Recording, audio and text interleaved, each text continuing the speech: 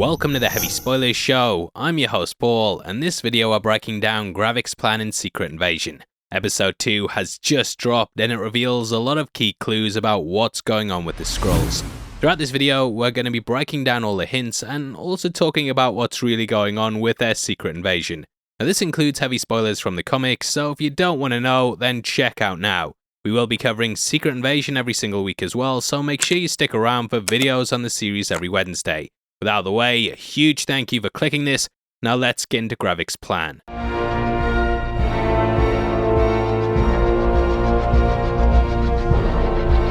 So before discussing exactly what's going on, we have to look at the comics and why Earth was their target. Part of the Skrull's religion prophesies that their home would be destroyed, and this is something that exists in a lot of myths and legends. Christians, for example, believe in the Book of Revelations, and the Asgardians believe in Ragnarok, and so on and so forth. Apocalypse are built into almost every aspect of society, but after this comes a time of rebirth and regrowth. The Skrulls believe that one day Galactus would destroy their home, and then from this point on, they'd make their home on a blue planet.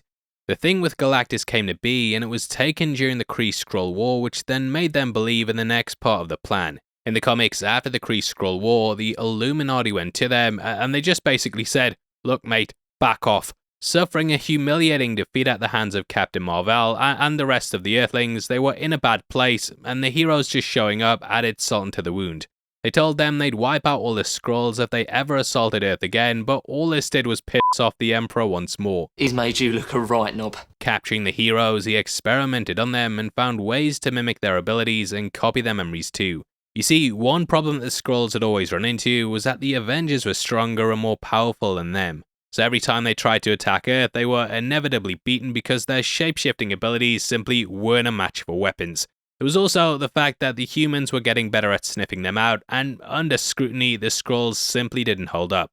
For example, if a character like Professor X read their mind, he'd instantly know the truth, so they couldn't infiltrate the X-Men or anyone with telepaths. Wolverine and people with heightened senses could easily sniff them out, and Spider-Man's spider sense would be triggered if they got close. So Skrulls, though dangerous, weren't that difficult to defeat, which is why they realized they had to up the stakes and put better things in place. Studying the heroes' DNA, they managed to start mimicking their powers, and on top of this they came up with ways to get around telepaths. Recreating their memories perfectly, the Skrulls could convince their soldiers they were actually the people they were portraying, so they'd even pass a lie detector test if it came to it. For all intents and purposes, the Skrulls believed they were the heroes that they were playing, and they ended up becoming sleeper cells inserted on Earth. It was only under certain circumstances that things within them triggered, and they realized that they were actually Skrulls sent out to do a mission. And those are some of the key parts of the mission that we have in place, and I think a lot of them are also being brought into Gravik's plan as well. We know that the Skrulls have the ability to copy memories, and Gravik also has something in place for the Avengers. And what happens if the Avengers return? You don't think I thought about that? Now this is something that we also discover in the entry when Guy comes across files containing several names. Amongst these are Groot, a Frost Beast, and Cull Obsidian, as well as some extremists showing what they're trying to do. Now I believe that in the end he's attempting to make Super Skrulls, which are a big part of Skrulls in the comics. The original Super Skrull mimicked the Fantastic Four powers, and I don't think it's a coincidence that there's 4 powers here as well. Firstly, we have Groot, whose branches were likely found down on Wakanda, and we also have a Frost Beast from the end of Thor the Dark World. Cull Obsidian's hand was cut off during Infinity War, and Extremis was last seen early in Shang-Chi. Gravik collected these because they all come with key abilities that, if mimicked, will help him create Skrull super soldiers. Groot can create long branches extremely fast from his arms, and this is something that we've seen Gravik doing in the trailers. The Frost Beast's extremely strong, as is Cull Obsidian, and Extremis will allow him to quickly heal from wounds. This should be enough to even the field when it comes to the Avengers, and having them out the way will embolden the Skrulls further. Now the next part of the plan involves inserting Skrulls into powerful positions where they can influence and control the entire world's populace. In episode 2, we see that this has come to be and that there's Skrulls in almost every aspect of the world. The NATO leader, the British PM, which I'll take over what we've got, media moguls, and much, much more. This gives them power and influence, and it also happened in the comics with us getting a big splash page where the Skrulls replaced a ton. Announcing themselves to the world over screens across the planet, we saw exactly who'd been taken and replaced with one. There was Barack Obama, Oprah Winfrey, Tom Cruise, and the guy who never hits the thumbs up button. The heroes had to go back and like the video to even out the odds, but that didn't stop how deep they'd managed to get in. Now Gravik has that as well, and we also see in the trailers that he attacks the presidential convoy with Ritson sat inside. I'm guessing that this is an attempt to potentially swap the president out, but either way, it's probably going to lead to General Ross in charge. Marvel, they've already spoiled a number of things, and we know that Ross will be president for the next Captain America movie.